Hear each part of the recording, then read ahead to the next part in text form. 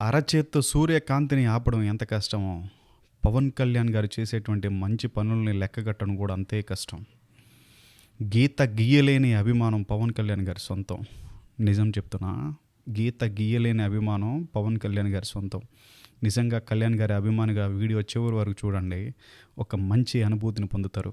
తెలంగాణలో ఉన్నటువంటి సంతోష్ అనే ఒక అబ్బాయి కొండగట్టుకు దగ్గరలో ఉంటాడు. ఆ అబ్బాయి నన్ను అది పనిగా రిక్వెస్ట్ చేసి ఈ వీడియో చేపిస్తున్నాడు. సో కొండగట్టుకి పవన్ కళ్యాణ్ గారు రాబోతున్నారు, ఖచ్చితంగా ఒక మంచిగా వీడియో చేయండి అన్న, నేను స్టేటస్ పెట్టుకుంటాను, గొప్పగా చెప్పుకుంటాను అని. సో ఖచ్చితంగా సంతోష్, ఓ తెలంగాణ పవన్ కళ్యాణ్ అభిమానిగా ఖచ్చితంగా ఈ వీడియో నీకే నేను డెడికేట్ చేస్తున్నాను. కులం, మతం, ప్రాంతం లేకుండా కళ్యాణ్ గారి అభిమానులు పవన్ కళ్యాణ్ గారి మీద చూపిస్తున్నటువంటి అభిమానానికి ఖచ్చితంగా హద్దులుండవు.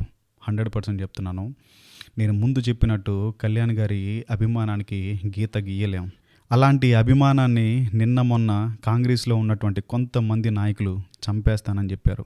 ఈ అందరికీ నేను చేసేటువంటి రిక్వెస్ట్ ఏంటి అని అంటే, పవన్ కళ్యాణ్ గారికి తెలంగాణలో ఉన్నటువంటి అభిమానం ఎంత గొప్పది అనేది రేపు కొండగట్టుకి పవన్ కళ్యాణ్ గారు రాబోతున్నారు. ఆ విజువల్స్ ఒకసారి చూడండి, ఖచ్చితంగా మీకై మీరే రిగ్రెట్ ఫీల్ అవుతారు. ఇలాంటి నాయకుడిన నేను ఇంత మాట్లాడినాను అని. ఆయన ఎన్నోసార్లు చాలా గొప్పగా చెప్పుంటారు, జన్మనిచ్చింది ఆంధ్రప్రదేశ్ అయినా పునర్జన్మనిచ్చింది తెలంగాణ అని. నిజంగా ఆ పునర్జన్మ ఇచ్చినటువంటి తెలంగాణకి ఆయన ఎప్పుడూ రుణపడి ఉంటాను అని ఎన్నోసార్లు చెప్పారు.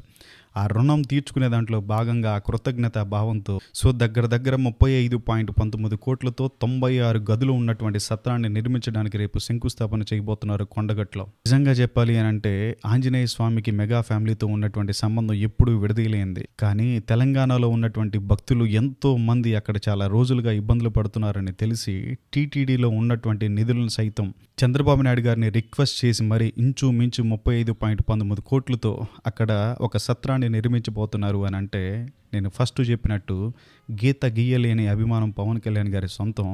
ఆయన చేసేటువంటి పనులకి లెక్క ఉండదు, లెక్క పట్టలేం, లెక్క కట్టలేం.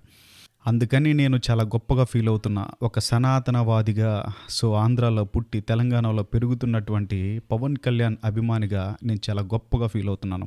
రేపు ఉదయాన ఆయన కొండగట్టుకి వచ్చి 35 కోట్లు ఖర్చు పెట్టి ఆ సత్రాన్ని శంకుస్థాపన చేయడం అనేది ఒక పవన్ కళ్యాణ్ అభిమానిగా చాలా గొప్పగా ఫీల్ అవుతున్నా. ఇంతకు మించి ఏముంటుంది చెప్పండి? ఆయన సక్సెస్ అవుతూ ఉంటే దాని వెనకాల మనం నడవడమే మనకు కావాల్సింది. సో ఫైనల్గా నేను చెప్పొచ్చేది ఏంటి అని అంటే, ఎప్పటికీ మన నినాదం ఒకటే, జై కళ్యాణ్ గారు, జై జనసేన. సో ఖచ్చితంగా రాబోయే రోజుల్లో ఆయన ముఖ్యమంత్రిగా, ప్రధానమంత్రిగా చూడడమే ఈ యొక్క పవన్ కళ్యాణ్ అభిమాని ఎప్పటి కోరిక.